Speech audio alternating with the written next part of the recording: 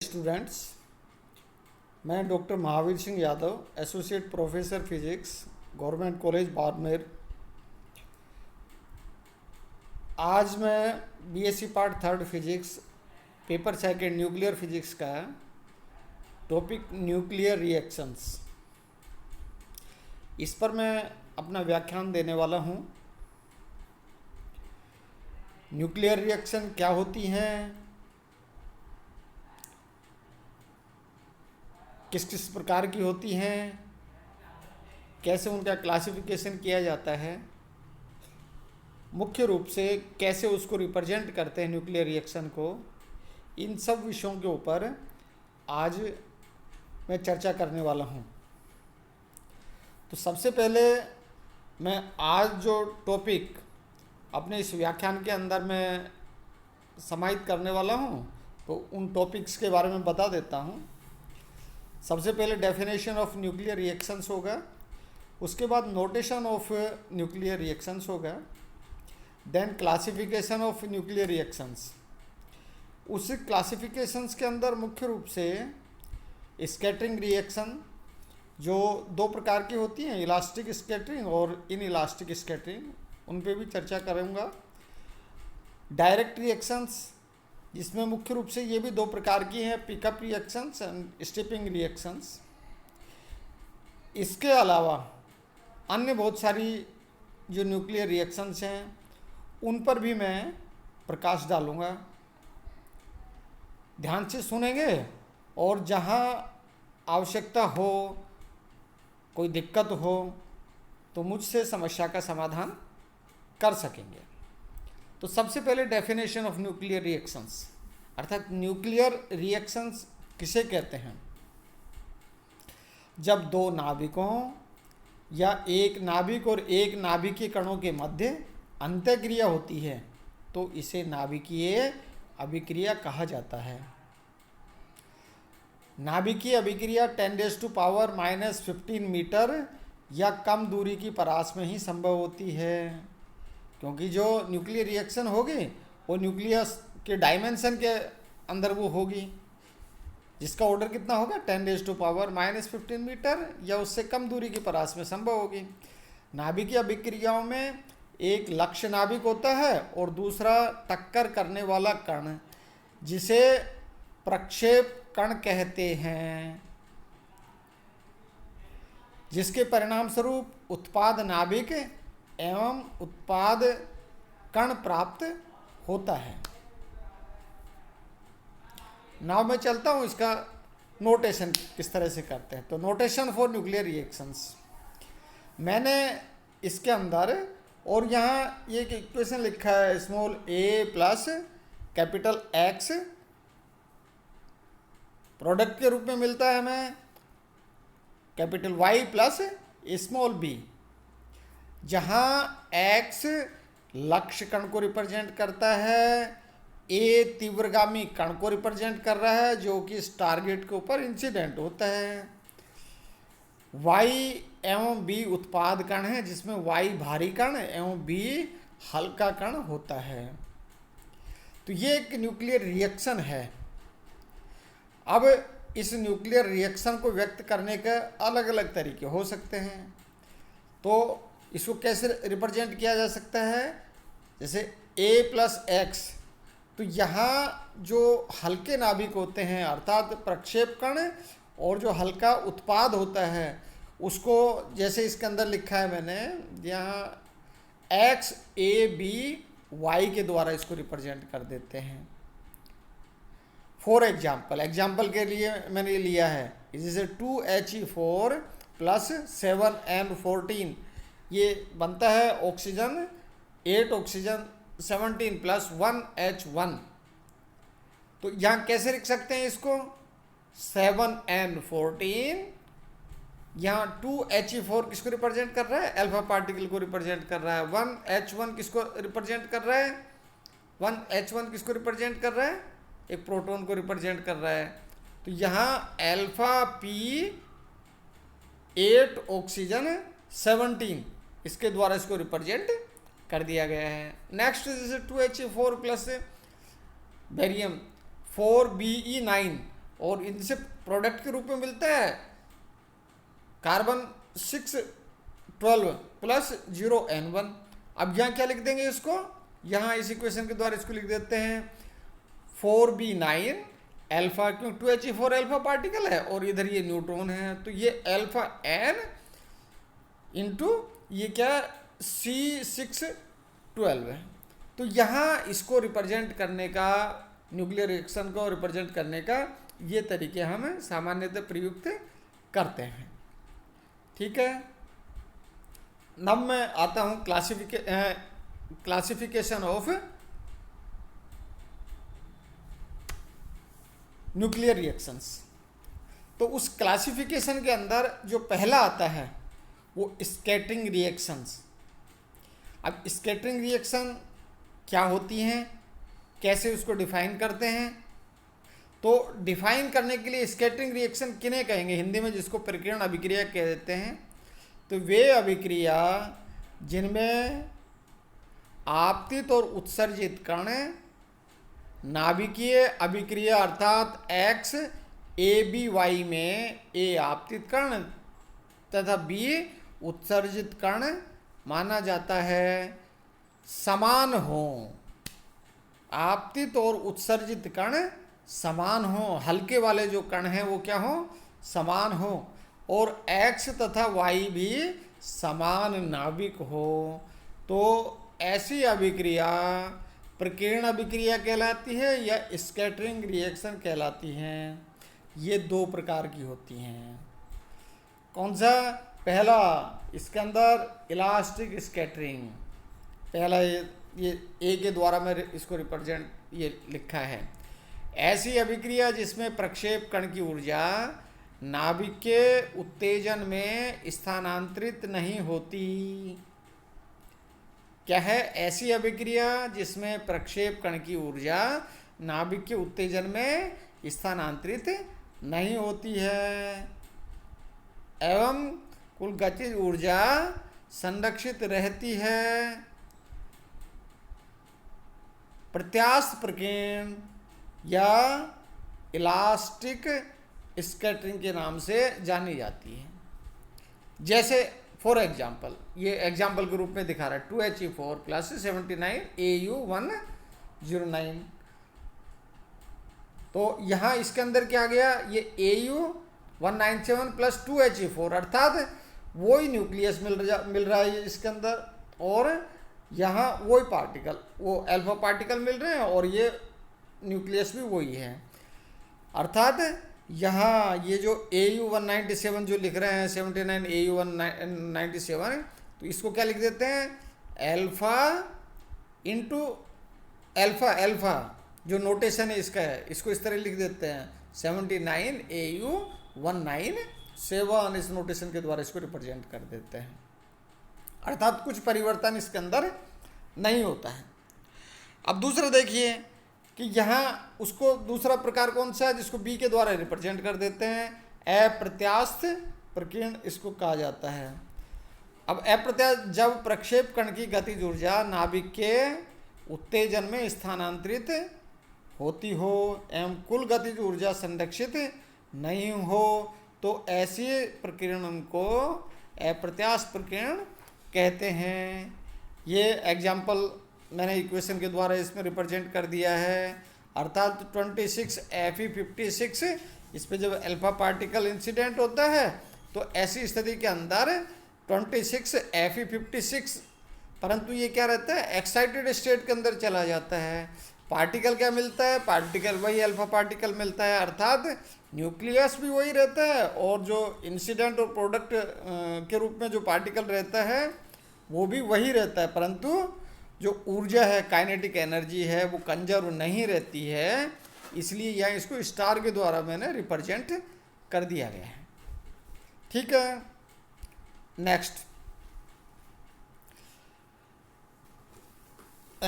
इसमें आता है ट्रांसफर और डायरेक्ट रिएक्शन, जिसको हिंदी के अंदर अंतरण या प्रत्यक्ष अभिक्रिया के नाम से इसको जानते हैं।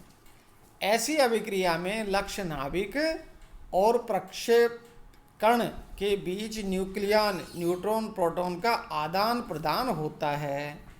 ये भी दो प्रकार की होती है।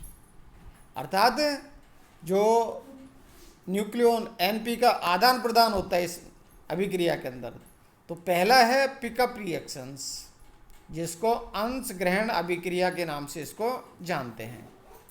तो ऐसी प्रत्यक्ष अभिक्रिया जिसमें प्रक्षेप कण लक्ष्य नाभिक से अंत्यक्रिया के दौरान लक्ष्य नाभिक के एक या एक से अधिक न्यूक्लियनों को ग्रहण करते हुए निकल जाता है, अंश ग्रहण अभिक्रिया कहलाता है। जैसे एग्जाम्पल के रूप में देखिए, यहाँ इम्पोर्टेंट कि यहाँ ये जो इंसिडेंट पार्टिकल होता है, ये इंसिडेंट पार्टिकल न्यूक्लियस से इलेक्ट्रॉन या प्रोटॉन को लेते हुए और उसका कुछ अंश ग्रहण करके और निकल जाता है। जैसे 27 CO59 प्लस 1S2 ड्यूटोन का इसको ऊपर वो करते हैं, तो ऐसी स्थिति के अंदर क्या बन रहा है 26 Fe57 प्लस 2He4, अर्थात इसने क्या ले लिया, ये 2 न्यूट्रॉन और 2 प्रोटॉन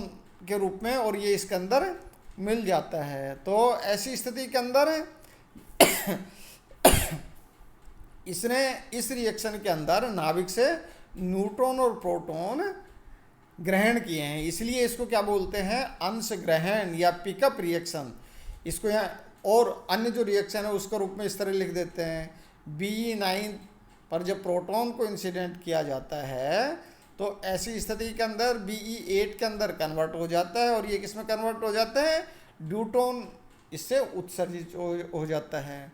इसी तरह से जैसे B10 है, बोरान 10 है, यहाँ न्यूट्रॉन का प्रहार किया जाता है, इसके ऊपर इंसिडेंट किया जाता है, और यहाँ ऐसी स्थिति के अंदर यहाँ ये जो न्यूट्रॉन होता है वो क्या करता है, एक न्यूट्रॉन और 2 प्रोटॉन लेकर के अल्फा पार्टिकल के रूप में उत्सर्जित हो जाता है, और लिथियम 7 एक नया नाभिक इसके अंदर मिल जाता है। तो इस तरह की जो रिएक्शन होती है उसको पिकअप रिएक्शन के नाम से इसको जानते हैं। दूसरी प्रकार है स्टेपिंग रिएक्शंस। अब ऐसी प्रत्यक्ष अभिक्रिया में तीव्रगामी प्रेक्षकण जो इंसिडेंट पार्टिकल होता है लक्ष्य नाभिक से अंत्यक्रिया के दौरान स्वयं के एक या अधिक न्यूक्लियनों को लक्ष्य नाभिक को दे देता है, इसको अंश हरण अभिक्रिया भी कहते हैं। ये तो क्या अंश हरण, अर्थात स्टेपिंग रिएक्शन के अंदर क्या करता है, इंसिडेंट पार्टिकल न्यूट्रॉन या प्रोटॉन क्या करता है, न्यूक्लियस को दे देता है। जैसे एग्जाम्पल के लिए, जैसे यहाँ इसके अंदर कोबाल्ट है, जो कॉपर 63 है, 29Cu63 प्लस 1H2, ये इसमें इंसिडेंट होता है, तो ऐसी स्थिति के अंदर ये Cu2964 ये बन जाता है, और ये 1H1, अर्थात इससे क्या हो गया, एक जो न्यूट्रॉन है वो क्या हो जाता है, इससे निकल जाता है, और वो कहाँ चला जाता है, वो एक जो किस में चला जाता है, इस नाभिक के अंदर चला जाता है। अर्थात इंसिडेंट पार्टिकल एक क्या कर रहा है, ये कि न्यूक्लियस को एक न्यूट्रॉन को और छोड़ रहा है, अर्थात न्यूक्लियस वो ग्रहण कर रहा है न्यूक्लियस। इस तरह की जो रिएक्शन होती है उस रिएक्शन को स्टेपिंग रिएक्शन या अंश हरण अभिक्रिया के नाम से जानते हैं। एग्जाम्पल के रूप में यहाँ और अन्य जो रिएक्शंस है वो मैंने इसके अंदर दे रखी है। जैसे नाइट्रोजन 14 है, उस पर अल्फा पार्टिकल को इंसिडेंट किया जाता है, तो नाइट्रोजन 14 किसमें, ऑक्सीजन 17 के अंदर कन्वर्ट हो जाता है, और ये एक प्रोटॉन इसके साथ में निकल जाता है। अर्थात अल्फा पार्टिकल के क्या हो गए, 2 न्यूट्रॉन और एक प्रोटॉन, वो कौन ग्रहण कर लेता है, नाइट्रोजन 14 ग्रहण करके, और वो ऑक्सीजन 17 के अंदर कन्वर्ट हो जाता है। इसी तरह से अब यहाँ अदर्स जो खूब सारी जो दूसरे जो रिएक्शंस हैं उनके अंदर क्या है, विकिरणी प्रग्रहण होता है कि ऐसी अभिक्रिया में लक्ष्य नाभिक प्रक्षेप कण का अभिग्रहण कर लेता है। जैसे इसके अंदर ये एग्जाम्पल के रूप में इसमें दिखाया है ये कि इसके अंदर एक अल्फा पार्टिकल C612 के ऊपर इंसिडेंट होता है, तो ये इसको प्रग्रहण कर लेता है, और प्रग्रहण करके क्या है कि कि 8 ऑक्सीजन 16 एक्साइटेड स्टेट के अंदर आ जाता है और फिर वो गामा रेडिएशन को रिलीज करके और अपनी ग्राउंड स्टेट के अंदर वो आ जाता है। इसी तरह एक फोटो विक्टन रिएक्शन है। इस फोटो डिसइंटीग्रेशन के अंदर क्या होता है, जब लक्ष्य नाभिक उच्च ऊर्जा के गामा किरण फोटोन का अवशोषण कर एक या एक से अधिक कणों को उत्सर्जित करता है तो उसे फोटो विक्टन अभिक्रिया के नाम से जाना जाता है। जैसे ये यहाँ लिखा है 1s2 प्लस गामा, तो ये न्यूट्रॉन है, ये गामा को वो कर रहा है, ग्रहण कर रहा है, तो ऐसी स्थिति के अंदर पार्टिकल के रूप में क्या मिल गया 1h1 प्लस 0n1। तो इस तरह को फोटो डिसइंटीग्रेशन या फोटो विघटन के नाम से इसको जानते हैं। नाभिकीय विखंडन के बारे में हम खूब चर्चा कर चुके हैं। तो यहाँ 92 यूरेनियम 235 प्लस न्यूट्रॉन इस पे वो इंसिडेंट होता है, 2 न्यूक्लियस इसके अंदर बैरियम और क्रिप्टॉन के रूप में मिलता है और इसके अंदर क्या मिलता है, न्यूट्रॉन निकलता है। यहाँ इस प्रोसेस के अंदर क्या होता है कि एक भारी नाभिक हल्के नाभिकों के अंदर टूटता है और इसके अंदर द्रव्यमान में हानि होती है और अत्यधिक मात्रा के अंदर ऊर्जा निकलती है। तो यहाँ इस तरह की जो अभिक्रिया होती है उसको नाभिकीय विखंडन के नाम से जानते हैं। नाभिकीय संलयन के अंदर क्या रहते हैं, छोटे नाभिक आपस में संयुक्त होते हैं, मिलते हैं और मिल करके बड़े नाभिक का निर्माण करते हैं। इस प्रक्रिया के अंदर भी क्या होता है कि द्रव्यमान की क्षति होती है और वो द्रव्यमान की क्षति ऊर्जा के अंदर रूपांतरित हो जाती है, तो जिसको इस इक्वेशन के द्वारा और यहाँ इसके अंदर रिप्रेजेंट कर दिया गया है। भारी आयन अभिक्रिया हैवी आयन रिएक्शन में क्या है, द्रव्यमान संख्या 4 से अधिक द्रव्यमान वाले सभी नाभिकों को भारी आयन प्रक्षेप्य माना जाता है। जैसे 2 न्यूक्लियस इसके अंदर आपस में मिल रहे हैं तो ये भारी आयन अभिक्रिया, ये भारी आयन इसमें आयनिक फॉर्म के अंदर ये रहते हैं इसके अंदर, तो ये जब आपस में टक्कर करते हैं तो ऐसी स्थिति के अंदर ये जो रिएक्शन होती है इस रिएक्शन को हैवी आयन रिएक्शन के नाम से इनको जानते हैं। नेक्स्ट, न्यूक्लियर डिसइंटीग्रेशन और ट्रांसम्यूटेशन। तो यहाँ ये जो न्यूक्लियर डिसइंटीग्रेशन और ट्रांसम्यूटेशन जो रिएक्शंस हैं उनको अलग अलग प्रकार से हम लिख सकते हैं। कैसे, हाइड्रोजन ये प्रोटॉन से हो सकता है, ये न्यूट्रॉन से हो सकता है, अल्फा पार्टिकल से हो सकता है, न्यूट्रॉन से हो सकता है। तो पहला ट्रांसम्यूटेशन बाय प्रोटॉन के लिए यहाँ ये जो इक्वेशन है वो इसके अंदर 2 इक्वेशन के द्वारा रिप्रेजेंट कर दिया गया है। जैसे लिथियम है 3 लिथियम 7 + 1 H1, ये किसमें 3 लिथियम 6 + 1 H2 के रूप में और ये कन्वर्ट हो जाता है। अर्थात ये किस तरह की, इसको दूसरे रूप में कहें तो ये अंशहरण रिएक्शन के रूप में भी इसको हम जान सकते हैं। दूसरा, ट्रांसम्यूटेशन बाय ड्यूट्रॉन वाली इस रिएक्शन के अंदर क्या है कि यहाँ नीचे वाले जैसे 6C12 + 1 H2, तो ऐसी स्थिति के अंदर क्या हो रहा है कि 1 H2, तो यहाँ एक पार्टिकल उसके अंदर जो इंसिडेंट पार्टिकल 1 H2 है उससे एक क्या हो रहा है, जो प्रोटॉन है वो न्यूक्लियस से ले लेता है। तो ये किसका एग्जाम्पल है, ये स्ट्रिपिंग रिएक्शन का एग्जाम्पल बन जाता है। ये ट्रांसम्यूटेशन बाय अल्फा पार्टिकल, ये जब लिथियम अल्फा पार्टिकल इंसिडेंट होता है तो ऐसी स्थिति के अंदर ये इसको प्रग्रहण करके एक्साइटेड स्टेट में जा करके फिर ग्राउंड स्टेट में आता है। तो ऐसी स्थिति के अंदर यहाँ ये इस तरह से और गामा रेडिएशन को ये विकिरण कर देता है, उसको ग्रहण कर लेता है, एब्जॉर्ब कर लेता है। इसी तरह से ट्रांसम्यूटेशन बाय न्यूट्रॉन्स, तो ये न्यूट्रॉन्स के द्वारा भी ये एक इक्वेशन को इसके अंदर रिप्रेजेंट कर दिया गया है। तो यहाँ ये कोई भी एक इसके अंदर देखते हैं कि न्यूट्रॉन को ग्रहण करके एल्यूमिनियम और यहाँ 13 एल्यूमिनियम 28 में कन्वर्ट हो जाता है और एक गामा रेडिएशन एक्साइटेड स्टेट से ग्राउंड स्टेट में आकर के वो एनर्जी को रिलीज कर देता है। तो इस तरह का जो ये है ट्रांसम्यूटेशन बाय न्यूट्रॉन्स के रूप में इसको हम जानते हैं। तो इस तरह से यहाँ अलग अलग प्रकार की ये जो रिएक्शंस थी इनके बारे में मैंने बताया है। तो आज के लिए इतना ही, बहुत बहुत धन्यवाद।